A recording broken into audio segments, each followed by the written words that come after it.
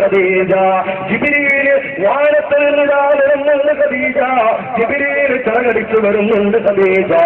ജിബ്രീലിനെ കാണണോ ഖദീജ? എന്റെ താരത്തേക്ക് നീ വരണോ ഖദീജ? ഉത്സാഹത്തോടെ അത്യാഗ്രഹത്തോടെ ഓടി വരികയാണ് ഖദീജ റളിയല്ലാഹു തആല അൻഹ. വന്നുകൊണ്ട് അല്ലാഹുവിന്റെ ഹബീബായ പ്രവാചകൻ മുഹമ്മദ് മുസ്തഫ സല്ലല്ലാഹു അലൈഹി വസല്ലമ തങ്ങളുടെ വിരൽത്തുമുണ്ടല്ലോ, ചന്ദ്രനെ രണ്ടായി പിളർത്തിയിട്ടുള്ള വിരൽത്തുമുണ്ടല്ലോ, രോഗികൾക്ക് ശമനം കൊടുത്തിട്ടുള്ള വിരൽത്തുമുണ്ടല്ലോ, ശത്രുക്കളെ നിർത്തി വറപ്പിച്ചിട്ടുള്ള വിരൽത്തുമുണ്ടല്ലോ, ലോകത്തെ നിർത്തി വറപ്പിച്ച വിരൽത്തുമുണ്ടല്ലോ, ഒരുപാട് ഇതിഹാസങ്ങൾ പൂണ്ടുല്ലസിച്ചിട്ടുള്ള റിസാലത്തിന്റെ വിരൽത്തുമുണ്ടല്ലോ. ആ വിരൽത്തുമ്പ് ഉയർത്തിക്കൊണ്ട് പറയുകയായ ഖദീജ, നോക്കുമോളെ ഖദീജ, ഇതാ വരുന്നു ജിബ്രീൽ. ഖദീജ റളിയല്ലാഹു തആല നോക്കുകയാ, എവിടെ നബിയെ കാണുന്നില്ലല്ലോ നബിയെ. നോക്കുമോളെ ഖദീജ, അടുത്തെത്താറായല്ലോ ഖദീജ.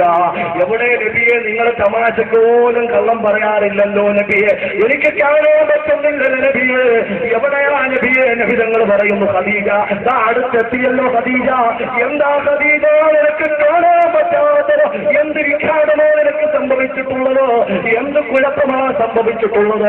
മഹതിയായ ഖദീജ റളിയല്ലാഹു തആല അൻഹയുടെ അടിമുടിയതാ ഒന്ന് നോക്കുകയാ മുഹമ്മദ് മുസ്തഫ സല്ലല്ലാഹു അലൈഹി വസല്ലമ തങ്ങൾ നോക്കിയിട്ട് പറയുന്നു, യാ ഖദീജ, മോളെ ഖദീജ, നിന്റെ ശിരസിന്റെ മുകളിലൂടെ, അതാ നിന്റെ തലയിൽ നിന്നും ശിരസിൽ നിന്നും നെറ്റിയുടെ മുകളിലൂടെ, നെറ്റിയുടെ മുമ്പിലേക്ക് ഒരു മുടിയതാ പുറത്തേക്ക് കിടക്കുകയാ ഖദീജ.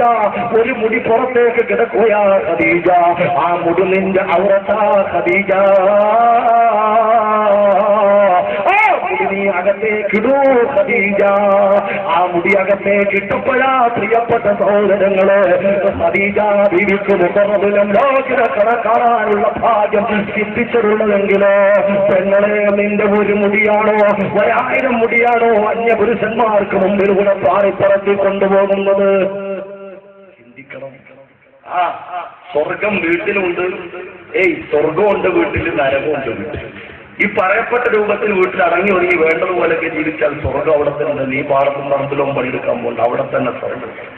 അള്ളാഹു തരത്തിൽ നല്ല സമൃദ്ധരായ സ്ത്രീകളിൽ അള്ളാഹു കൊടുത്തമാറാകട്ടെ.